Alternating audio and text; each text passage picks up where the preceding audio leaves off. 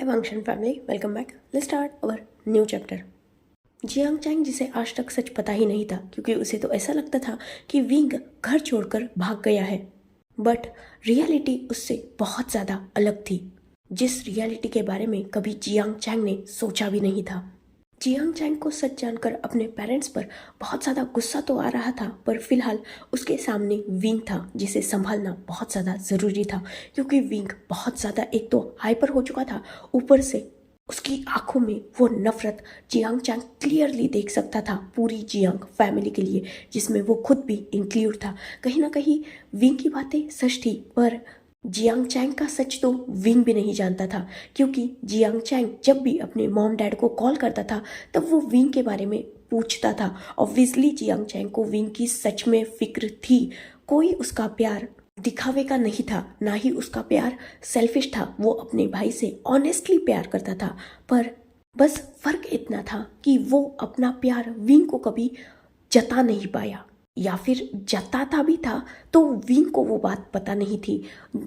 Wing को Jiang Chang का प्यार सिर्फ तब दिखता था जब जियांग चैंग उसके पास आता था, जब वो उसके लिए खिलौने लाता था, उससे प्यार से बातें करता था। पर जियांग चैंग जब वापस चला जाता था, तब जब भी वो कॉल करता था, हर एक कॉल में उसके विंग का जिक्र होता था। पर ये बात विंग को पता कैसे चलती, क्योंकि ना मैडम यू विंग से ढंग से बात करती थी और जियांग फैंगमियान को तो विंग से कोई मतलब ही नहीं था। तो विंग को ये बातें बताता कौन कि उसका भाई उसकी वजह से हर रोज कॉल करता है अपने मॉम डैड को, हर रोज वो पूछता है कि उसका छोटा भाई कैसा है, वो क्या कर रहा है।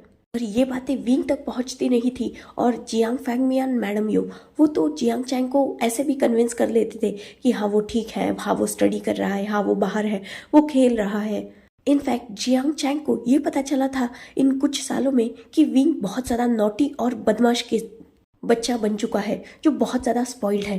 जियांग चैंग को ऑब्वियसली अपने भाई की इन हरकतों से फर्क नहीं पड़ता था, क्योंकि छोटा बच्चा है, बदमाशियाँ करेगा ही। उसे ऑब्वियसली जियांग फैमिली का सपोर्ट है, उसके आगे जियांग फैमिली का नाम लगता है, तो वो बच्चा नॉर्मल तो होगा, ये पॉसिबल नहीं है, क्योंकि बचपन से ही उसके पास सारी लग्जरी है, तो थोड़ी बहुत नॉटीनेस चलती है, ये जियांग चैंग सोचता था। उसकी नज़र में उसके भाई की लाइफ बिल्कुल परफेक्ट थी, पर विंग की रियल लाइफ, जिसकी इमेजिनेशन भी जियांग चैंग ने नहीं की थी, वो आज जियांग चैंग के सामने थी। इनफैक्ट जब विंग उस रात घर से जा चुका था, तब भी मैडम यू को और जियांग फैंगमियान को विंग की कोई फिक्र नहीं थी। उन्हें तो दूसरे दिन शाम को पता चला था कि विंग घर पे नहीं है, और तब जाके कहीं इन दोनों में का वो ममता और प्यार में का कीड़ा जाग चुका था, और ये विंग को ढूंढने लगे थे। पर विंग जब 1 वीक तक भी नहीं मिला था, तब जाकर कहीं इन्होंने जियांग चैंग को कॉल किया था और जियांग चैंग को बताया था कि उनकी और विंग की छोटी सी नोकझोंक हो गई, क्योंकि विंग किसी चीज़ की जिद कर रहा था और वो चीज़ उसके लिए हार्मफुल थी। तो जियांग फैंगमियान और मैडम यू ने उसे विंग को देने को मना कर दिया, और विंग जो इतना जिद्दी है वो बिना सोचे समझे घर से निकल गया, या यूँ कहा जाए वो घर से भाग गया। जियांग चैंग को जब ये पता चला था, उसे बहुत बड़ा शॉक लगा था, और वो बीच में ही अपनी स्टडी छोड़कर वापस आ चुका था। वो अपने भाई को पागलों की तरह ढूंढ रहा था, और आज तक भी वो अपने भाई को ढूंढ ही रहा था। आज जाकर कहीं उसकी तलाश पूरी हुई थी, पर रिजल्ट उसके सामने बहुत वर्स्ट था। जो उसने विंग की कंडीशन सुनी थी, उससे जियांग चैंग को सच में अपने ही पेरेंट्स से नफरत हो रही थी, पर यहाँ उसे विंग को संभालना जरूरी था, इसीलिए वो विंग की तरफ बढ़ रहा था। पर विंग जिसकी आंखों में क्लियरली नफरत थी, वो जियांग चैंग को अपने पास नहीं आने देना चाहता था। इसीलिए विंग जब देखता है कि जियांग चैंग उसके लगातार करीब आ रहा है, विंग चिल्लाते हुए जियांग चैंग की तरफ गुस्से से देखते हुए कहता है, आई सेड मुझसे दूर रहिए, सुना नहीं आपने? मुझे अब लोगों से कोई लेना देना नहीं है, निकल जाइए मेरी लाइफ से, जस्ट गेट लॉस्ट।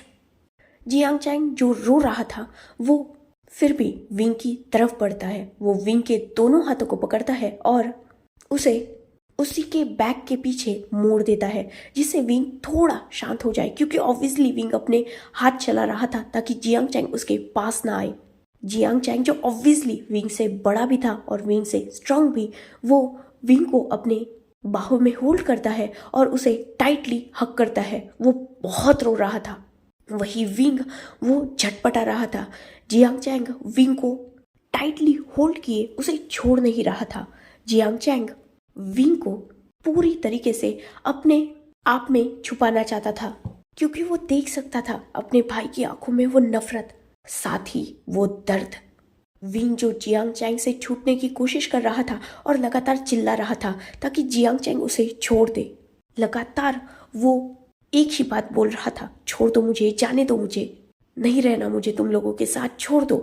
पर जियांग चैंग जो अपने भाई को ऐसे नहीं देख सकता था, वो विंग को टाइटली हग करे हुए ही कहता है, शांत हो जा, देख तेरा भाई तेरे साथ है, प्लीज शांत हो जा, तेरा चैंग तेरे साथ है, कुछ नहीं करेगा कोई मेरे बच्चे को, देख भाई हूं ना मैं तेरा, वही भाई जिसके पास तू बचपन में भागता हुआ आता था। आज से कोई मेरे बेबी ब्रदर को टच तक नहीं कर सकता। नहीं रहना तुझे मॉम डैड के साथ, कोई बात नहीं, तू अपने गर्ल के साथ रहेगा, हम अलग रहेंगे। आज से तेरा भाई तुझे प्रोटेक्ट करेगा, हर किसी से तुझे बचाएगा, इवन तेरे पेरेंट्स को भी तेरे तक नहीं पहुंचने देगा, बस शांत हो जा। बिलीव कर, मुझे नहीं पता था कि तेरे साथ ये सब कुछ हो रहा है। मैं सच में तुझसे बहुत प्यार करता हूँ और मेरे पास तुझसे प्यार करने के लिए कोई वजह नहीं है। मेरा प्यार सेल्फिश नहीं है। जब मुझे पता चला था कि तू घर से भाग गया है, क्योंकि मुझे तो यही बताया गया था, तो मैं बीच में ही अपनी स्टडी छोड़ के आ चुका था और तब से तुझे पागलों की तरह ढूंढ रहा हूँ। मुझे आज सच्चाई पता चली है, वरना इससे पहले मुझे सच्चाई पता ही नहीं थी। मेरा यकीन कर विंग, तेरा भाई सच में तुझसे प्यार करता है। और रही बात तुझे कॉल करने की, तो मैं हमेशा मॉम डैड से तेरे बारे में पूछा करता था, हमेशा तेरे बारे में जानना चाहता था, और ये दोनों मुझे यही बताते थे कि तू सही है, सब ठीक है, तू स्टडी पे फोकस कर रहा है, हमेशा घर में खेलता रहता है, बदमाशियाँ करता है। मेरी नज़र में तेरी इमेज बिल्कुल एक छोटे से नॉटी किड की तरह थी, जो बहुत ज़्यादा शरारती है। और जब मैं भी आता था तो तूने भी तो मुझे कुछ नहीं बताया ना। अगर तू उसी वक्त मुझे बता देता तो मैं सच में तुझे अपने साथ लेके जाता, या फिर तेरे साथ यही रुकता। इस दुनिया में मुझे तुझसे ज़्यादा प्यारा कुछ नहीं है। तू चाहे मुझ पर यकीन कर या ना कर, पर मैं सच में तुझे पागलों की तरह ढूंढ रहा था। बस अपने छोटे भाई को अपनी आंखों के सामने एक बार देखना चाहता था, ये अश्योर करना चाहता था कि वो ठीक है। इन सालों में मुझे कितने लोगों ने ये कहा कि तू नहीं है इस दुनिया में, पर तेरी तलाश मैंने कभी खत्म नहीं की। हमेशा अलग अलग डिटेक्टिव्स तेरे लिए हायर किए मैंने, तुझे डेस्परेटली अपने पास चाहता था मैं, पर तू मेरे पास नहीं था। मेरा यकीन कर, और अगर नहीं कर सकता तो मैं सबूत देता हूँ तुझे। जानता हूँ बहुत ज़्यादा हर्ट हुआ है तू, जिस वजह से प्यार पर और मुझ पर यकीन करना बहुत मुश्किल है, पर मैं उस प्यार को प्रूव कर सकता हूँ। तू जो चाहेगा वो सब मैं तुझे दूंगा। बस एक बार अपने भाई के साथ चल, मैं अपने छोटे भाई को इस बार कभी हर्ट नहीं होने दूंगा।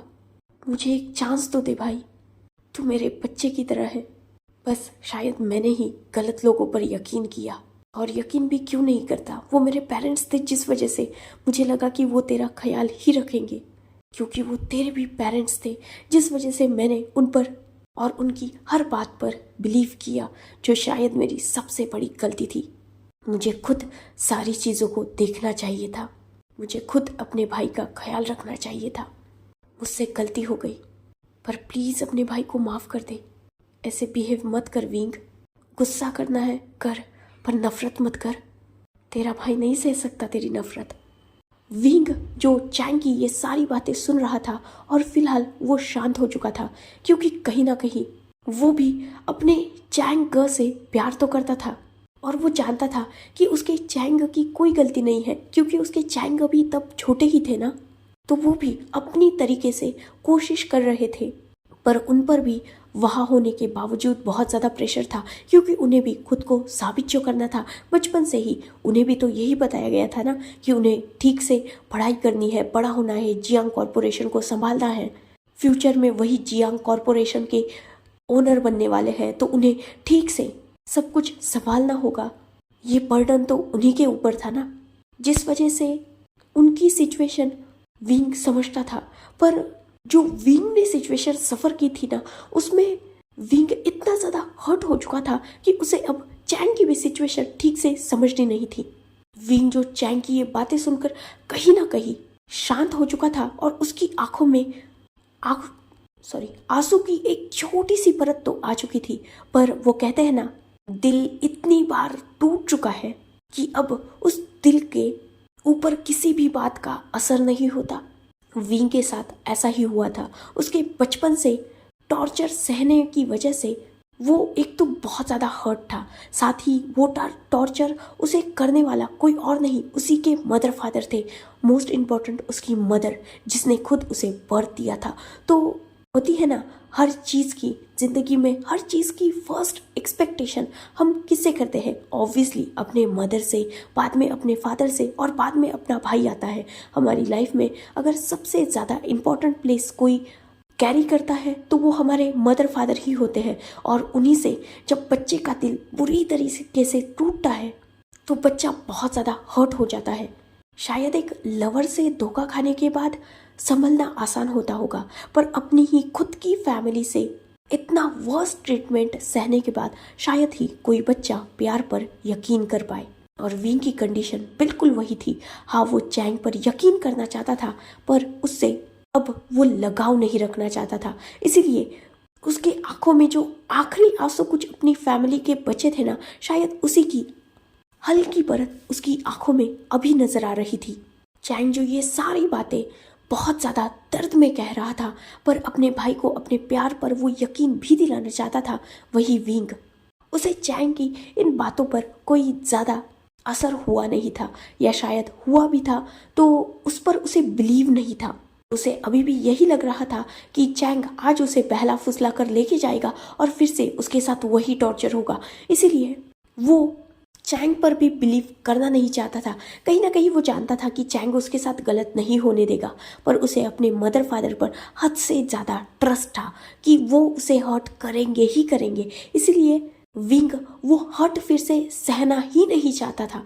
वो पेन सफ़र करने की अब विंग में हिम्मत ही नहीं बची थी। इसीलिए वो चैंग को भी अपनी लाइफ में फिर से अलाउ नहीं कर सकता था, क्योंकि अगर चैंग उसकी लाइफ में होता तो कहीं ना कहीं वो अपने मदर फादर से फिर से कनेक्ट हो ही जाता, जो विंग नहीं चाहता था। इसीलिए कुछ देर तक वो चैंग को हक करने देता है, उसकी सारी बातें सुनता है और अपना छटपटाना भी बंद कर देता है। वही जब चैंग ये देखता है कि विंग शांत हो चुका है, वो विंग को और भी टाइटली होल्ड करते हुए कहता है, चलेगा ना अपने भाई के साथ? अपने भाई को देगा ना एक मौका? तू जो चाहेगा वो तेरा चैंग करेगा। बहुत वर्स्ट कंडीशन सही है मेरे भाई ने। अब तेरा को तुझे दुनिया की सारी खुशियाँ देगा। मैं तुझसे बहुत प्यार करूँगा, कभी भी तुझे हर्ट नहीं होने दूंगा, कभी तुझसे दूर नहीं जाऊँगा। बस एक बार अपने भाई पर बिलीव कर। मेरा प्यार सेल्फिश नहीं है विंग, मैं सच में तुझसे प्यार करता हूँ, लगातार प्यार, और वो भी बहुत इमोशंस के साथ कहना वर्स्ट था विंग के लिए। नफरत हो चुकी थी उसे इस वर्ड से।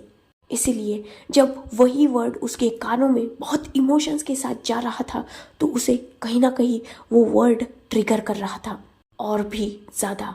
और विंग को वो वर्ड पॉजिटिव वे में नहीं बल्कि नेगेटिव वे में ट्रिगर कर रहा था, जो उसके गुस्से को और भी ज़्यादा बढ़ा रहा था। विंग जिसने अपनी आंखों को क्लोज करके रखा था और अपने दोनों हाथों की मुट्ठियों को टाइटली बांध के रखा था, चैंग ने क्योंकि उसे होल्ड करके रखा था। लगातार जब प्यार प्यार प्यार यही वर्ड विंग के कानों में गूंज रहा था और वही वर्ड उसकी दिमाग में चल रहा था, तब वो खुद को और होल्ड नहीं करता।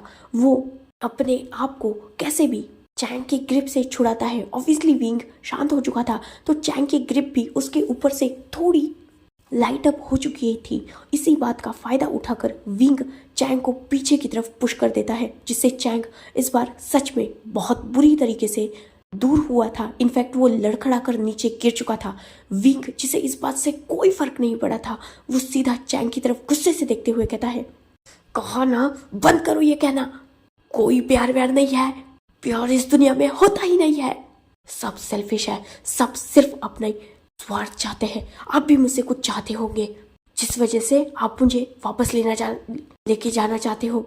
आप सब स्वार्थी हो, कोई मुझसे प्यार नहीं करता इस दुनिया में। मैं अकेला हूँ, सिर्फ अकेला। सुना आपने? नहीं हूँ मेरे पास कोई मत आना। नहीं चाहिए मुझे कोई अपने पास, दूर रहिए मुझसे। प्यार के नाम के नीचे मैं और टॉर्चर नहीं होना चाहता। नफरत करता हूँ मैं इस वर्ड से। चैंग जी से ऑब्वियसली विंग की इन बातों से हर्ट हो रहा था, पर वो विंग को छोड़ नहीं सकता था। वो फिर से खड़ा होता है और विंग के करीब बढ़ने ही वाला था, तभी विंग अब खुद चैंग के करीब बढ़ता है और उन्हें फिर से पीछे की तरफ पुश कर देता है, जिससे चैंग फिर से लड़खड़ा गया था, पर उसने खुद को संभाल लिया था। विंग जो बहुत ज़्यादा हाइपर हो चुका था, वो चैंग को बस एक ही बात बोल रहा था कि उससे दूर चले जाए, उसकी लाइफ में वापस इंटरफेयर ना करे, उसकी लाइफ से जस्ट चले जाए। विंग हद से ज़्यादा हाइपर हो चुका था। वो बस लगातार चैंग पर गुस्सा कर रहा था और चैंग पर इनफैक्ट वो हाथ उठा रहा था। हाँ, मतलब वो चैंग को मार नहीं रहा था, पर वो होता है ना अपने आप से दूर पुश करना कि नहीं चाहिए आप लोग। उस वे में वो चैंग को ट्रीट कर रहा था, पर चैंग जो ऑब्वियसली अपने भाई की कंडीशन समझ रहा था, वो विंग को कंट्रोल करना चाहता था। एटलीस्ट वो विंग को शांत करना चाहता था, ताकि विंग खुद तो भी शांत रहे, क्योंकि विंग खुद को भी हार्म कर रहा था। विंग जो बिल्कुल पागलों की तरह बिहेव कर रहा था, जैसे वो अपने बिल्कुल माइंड में नहीं है। वो लगातार बस एक ही बात रट रहा था कि मुझसे दूर चले जाओ, नहीं चाहिए, प्यार नहीं होता, प्यार सिर्फ एक स्वार्थ होता है। ऐसी न जाने कितनी बातें वो सिर्फ प्यार के बारे में बोल रहा था। उसके हर एक सेंटेंस में प्यार ये वर्ड बहुत ज़्यादा हाईलाइटेड था, जैसे वो इस प्यार वर्ड से ही डिस्गस्टिंग फील कर रहा हो। वही चैंग वो अपने भाई की कंडीशन देख रहा था, कितना डेस्परेट है उसका भाई उससे ही दूर जाने के लिए। और आज चैंग अपने दिल में लाख प्यार होते हुए भी अपने भाई को प्रोटेक्ट नहीं कर पा रहा और ना ही उसे अपने पास ला पा रहा है। चैंग जब लगातार विंग के करीब जाने की ही कोशिश कर रहा था, तब विंग बहुत ज़्यादा गुस्सा हो चुका था।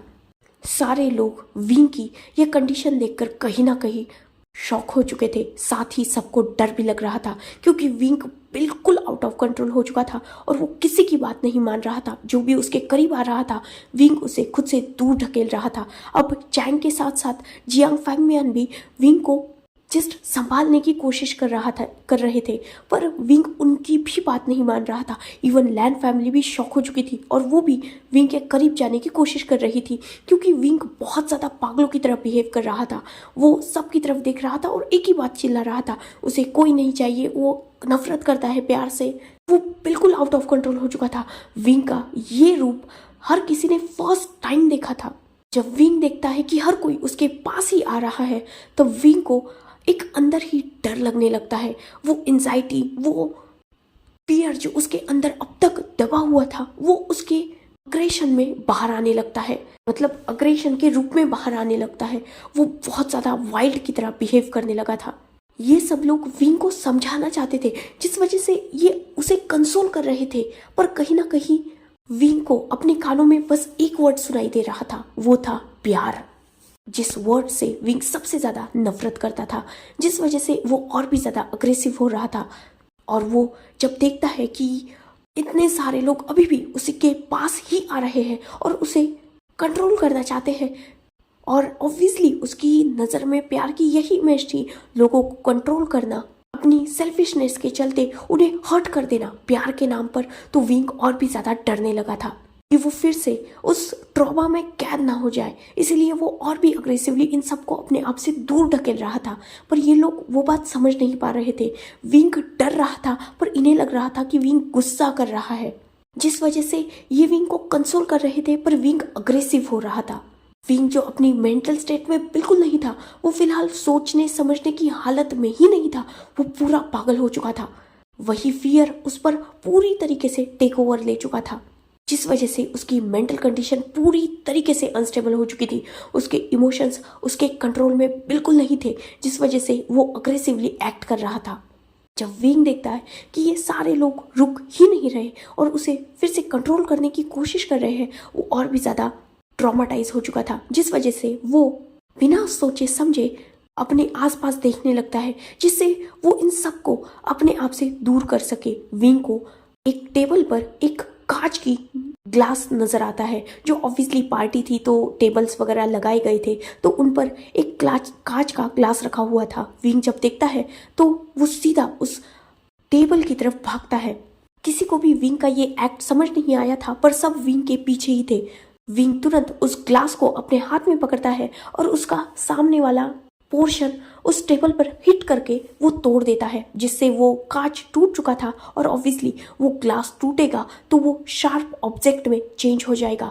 विंग वो शार्प ऑब्जेक्ट मतलब वो ग्लास का टूटा हुआ पीस अपने ही हाथ पर रखता है और चैंग जो उसके सबसे ज्यादा आगे था और उसके करीब आने की कोशिश कर रहा था, वो उसे देखते हुए कहता है, नहीं नहीं, मुझसे दूर रहिए, मुझे आपके साथ नहीं जाना, जाओ यहाँ से, कोई प्यार नहीं होता, कोई नहीं, आप सिर्फ मुझे कंट्रोल करना चाहते हो, आप फिर से मुझे उस अंधेरे कमरे में कैद कर लोगे, नहीं मेरे पास मत आना। विंग जो अब पूरी तरीके से अपने डर के कंट्रोल में था, वो कोई भी पागलों वाली हरकतें कर रहा था। जब ये बात चैंग और बाकी सब देखते हैं, वो शॉक हो चुके थे। वही वांग जी जो अब तक विंग को शांत कर रहा था, पर वो विंग से दूर था, क्योंकि वांग जी विंग की कंडीशन बहुत अच्छी तरीके से जानता था। पर जब वो खुद देखता है कि विंग आउट ऑफ कंट्रोल होके खुद को ही हर्ट कर रहा है, क्योंकि विंग ने उस कांच के ग्लास को अपने ही हाथ में गड़ा दिया था, जिस वजह से ब्लीडिंग स्टार्ट हो चुकी थी। ये देखकर वांग जी खुद भी अब डर चुका था। उसे अब इम्पोर्टेंट था विंग के पास जाकर उसे कंट्रोल करना, वो भी सॉफ्टली नहीं, क्योंकि विंग किसी की भी बात नहीं सुन रहा।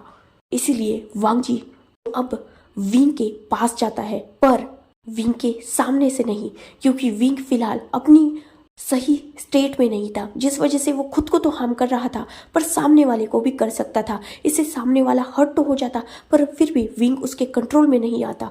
इसीलिए वो पीछे से विंग के करीब जाता है। विंग जिसका पूरा ध्यान सामने की तरफ था, क्योंकि सबसे आगे उसका चैंग था, जो विंग के लिए फिलहाल सबसे ज़्यादा हार्मफुल था, क्योंकि वही चैंग विंग के हार्ट को कंट्रोल करने की कोशिश कर रहा था। ऑब्वियसली वो अपने भाई से प्यार करता था और कहीं ना कहीं उसका दिल जानता था कि उसके भाई के प्यार में कोई भी सेल्फिशनेस नहीं है, और वही बात उसके दिमाग को ट्रिगर कर रही थी।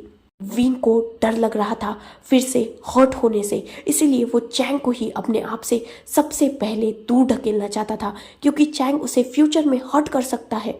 यही बात विंग का दिमाग विंग को फिलहाल इंडिकेट कर रहा था, क्योंकि चैंग विंग को वीक करने की ताकत रख रहा था, जिस वजह से वो सबसे ज़्यादा अग्रेसिव बिहेव चैंग के साथ ही कर रहा था, जिस वजह से उसका पूरा फोकस चैंग की तरफ था, उसका पीछे की तरफ फोकस ही नहीं था। देखा जाए तो वो अपनी सही स्टेट ऑफ माइंड में ही नहीं था, तो वो अपने सराउंडिंग की बातों पर ध्यान नहीं दे रहा था, वो जस्ट अग्रेसिव था और सबको दूर रहने के लिए बोल रहा था।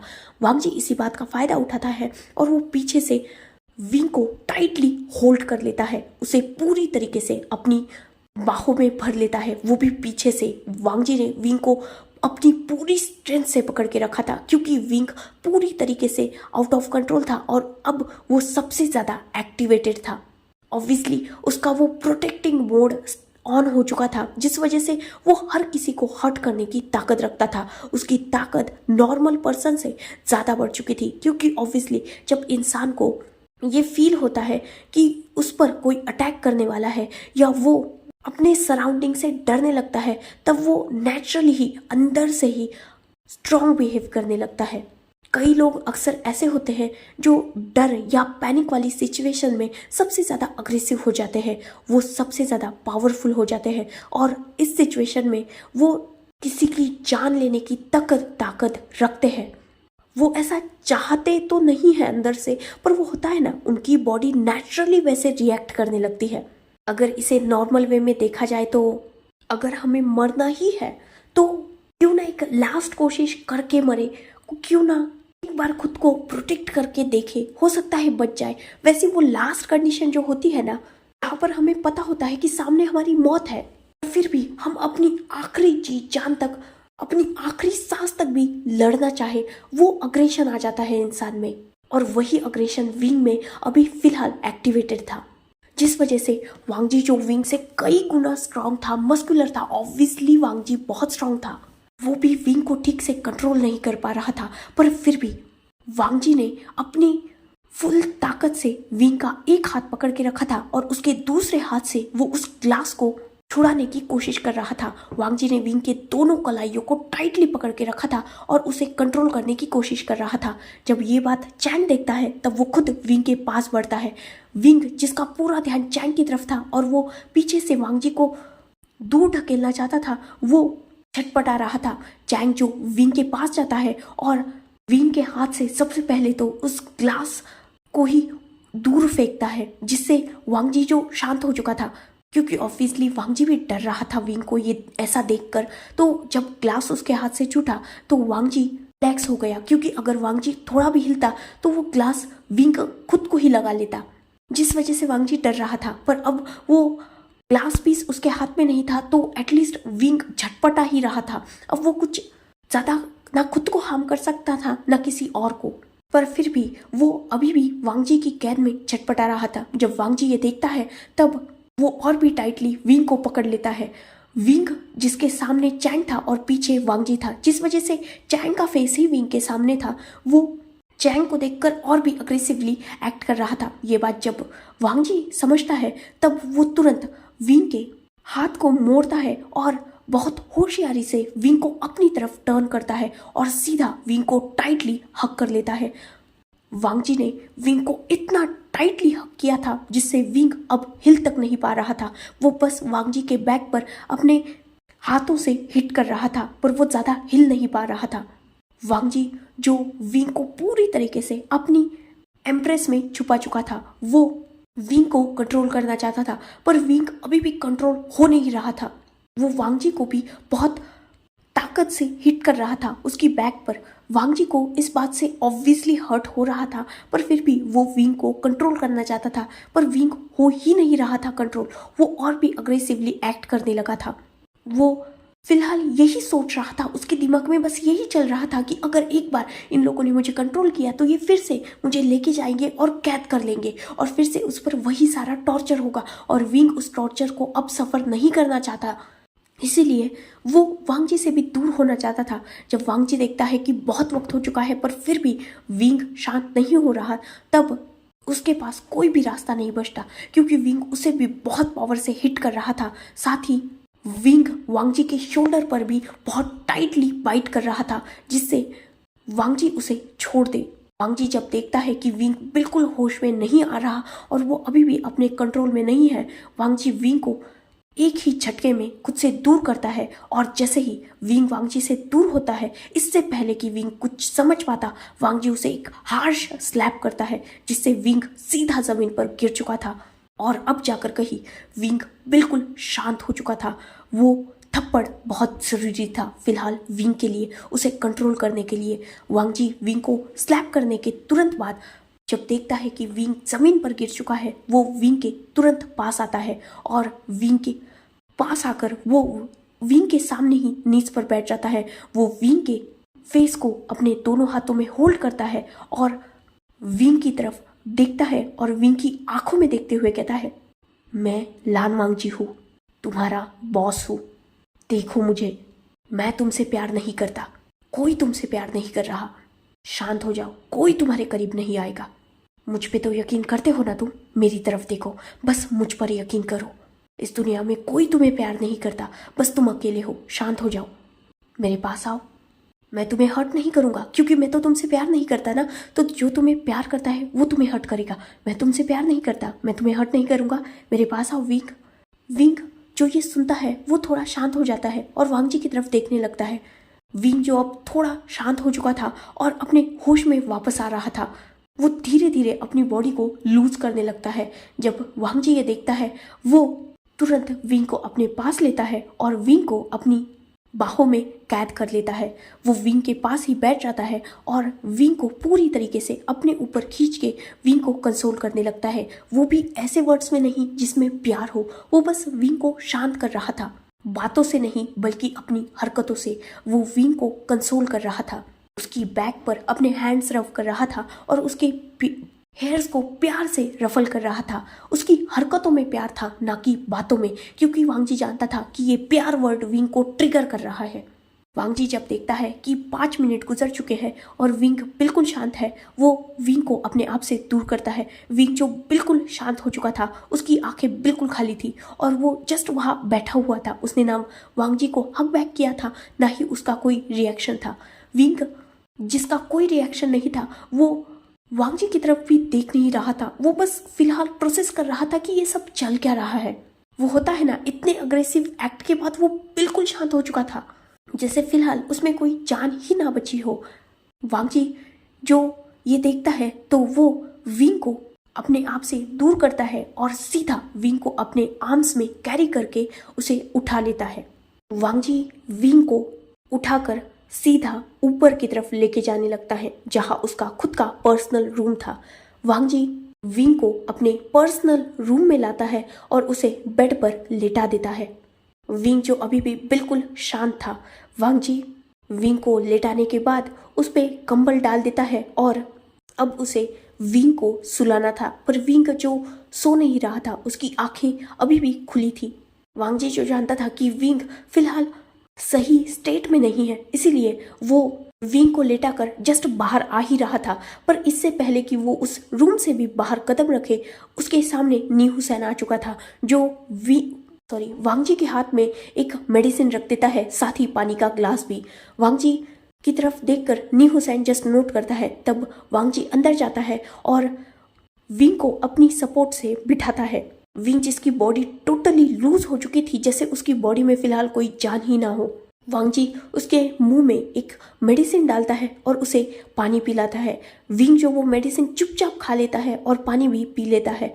वांग जी उसे फिर से ठीक से सुला देता है और उसे कंबल से ढक कर देता है। वांग जी विंग की आईज पर अपने हाथ रखता है और उसके ईयर के पास झुकते हुए कहता है, माय लिटिल बनी, सो जाओ, टेक रेस्ट, डरो मत, कोई यहाँ नहीं आएगा, कोई विंग को कहीं नहीं लेके जाएगा। विंग अकेला रहना चाहता है ना, ठीक है, विंग यहाँ सो जाएगा तो फिर से विंग अकेला हो जाएगा, कोई उसके करीब नहीं आएगा और मैं बाहर हूँ।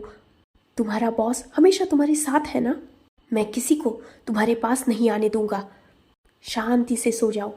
विंग जब ये सुनता है तो वो होता है ना एक स्ट्रॉन्ग बॉन्ड, कहीं ना कहीं विंग वो बॉन्ड वांग जी के साथ शेयर करता था। ऑब्वियसली वांग जी के साथ विंग का एक अलग कनेक्शन था।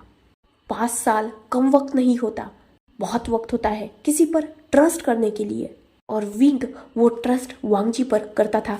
कहीं ना कहीं भले ही विंग अभी फिलहाल अपने सही स्टेट ऑफ माइंड में नहीं था, पर उसका जो इनर सेल्फ था वो तो जानता था ना कि वांग जी कैसा है। अगर वांग जी विंग से कह रहा है तो कि वो खुद किसी को विंग के पास नहीं आने देगा, तो सच में वांग जी विंग को प्रोटेक्ट करेगा ही। इसी बात का यकीन था विंग को, जिस वजह से वो धीरे धीरे अपनी आईज क्लोज कर लेता है और उस मेडिसिन की वजह से, इतने ज़्यादा स्ट्रेस की वजह से, साथ ही वांग जी के प्रोटेक्शन की वजह से, उसके उस वार्मथ की वजह से वो कहीं ना कहीं सो जाता है। वांग जी जब देखता है कि विंग ने अपनी आईज क्लोज करके रखी है और बहुत देर से भी वो कोई मूवमेंट नहीं कर रहा, क्योंकि वांग जी करीबन 15 मिनट वही बैठा हुआ था और उसने विंग के एक हाथ को होल्ड करके रखा था, साथ ही वो दूसरे हाथ से विंग के हेयर्स को रफल कर रहा था। तो जब वांग जी देखता है कि विंग मूवमेंट नहीं कर रहा और वो डीप स्लीप में जा चुका है, तब वो विंग के ऊपर कंबल फिर से फिक्स करता है और बाहर आ जाता है। वांग जी उस रूम के डोर को धीरे से खींचता है, पर उस रूम के डोर को थोड़ा सा ओपन ही रखता है। वांग जी जानता था कि विंग अंधेरे से डरता है, जिस वजह से वो उस रूम में डिम लाइट लगा देता है, जिससे वो पूरा रूम अंधेरे में ना डूबे और उसमें एक कंफर्टेबल लाइट हो, जिससे विंग अगर उठ भी जाए तो उसे अचानक डर ना लगे। साथ ही वांग जी ये भी जानता था कि ऑब्वियसली उसके रूम में उसकी बहुत सारी फोटोग्राफ्स है, जिस वजह से विंग को यह डर लगेगा ही नहीं, क्योंकि विंग इस दुनिया में सबसे डर सकता है पर वांग जी से तो नहीं। इसलिए उसने कहीं ना कहीं विंग को इसी रूम में लाया था। हाँ, एक रीज़न ये था, वही दूसरा रीज़न ये भी था कि ऑब्वियसली वांग जी खुद विंग से प्यार करता है, तो अपने प्यार को वो किसी और रूम में क्यों रहने दे। तो हाँ, ये रूम उसे कंफर्ट फील कराएगा। यहाँ वांग जी की सेंट है, उसकी बहुत सारी फोटोग्राफ्स है जो विंग को डरने नहीं देगी। इसी वार्मथ में वांगजी विंग को सुलाकर सबके पास मतलब बाहर आ जाता है। जियांग चैंग और बाकी सब बाहर खड़े थे क्योंकि ऑब्वियसली वांगजी ही वो था जिसने विंग को कंट्रोल किया था, जिस वजह से सब शांत थे क्योंकि कोई भी अब विंग को फिर से अग्रेसिव होने में या उसका वो अग्रेशन देखने में इंटरेस्टेड नहीं था। ऑब्वियसली हर कोई विंग की हालत देखकर डर चुका था, जिस वजह से वो फिलहाल विंग शांत है तो उसे शांत ही रहने देना चाहते थे। अच्छी बात थी कि वांगजी ने उसे कंट्रोल कर लिया था, साथ ही विंग को सुला भी दिया था। वांगजी बाहर आता है और सबको जस्ट इशारा करता है कि उन्हें नीचे जाकर बात करनी चाहिए क्योंकि यहाँ बात करना सही नहीं होगा। तो सब वांगजी के पीछे नीचे चले जाते हैं।